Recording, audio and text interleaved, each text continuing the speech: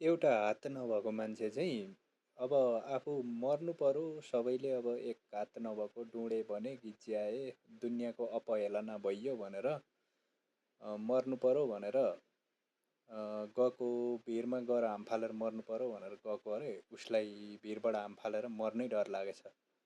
अनि त्यस पछाडि अब घर फर्केर त नजाउँ आज जसरी पनि मर्नुपर्छ भनेर खोलामा हाम फालेर मर्नु पर्यो भनेर खोलामा गएछ। किनारमा जाँदा त दुइटै हात नभएको मान्छे नाचिरहेको छ अरे। ऊ त छक्क पर्यो। म एक हात नहुँदा पनि मर्न भनेर आएको, ऊ दुई हात नहुँदा पनि खुसी साथ नाचिरहेको छ। अनि गएर सोध्नु पर्यो भनेर सोध्यो अरे। दाइ के हो म त एक हात नहुँदा पनि मर्छु भनेर हिम्मत हारेर मर्न भनेर आएको, आत्महत्या गर्न आएको।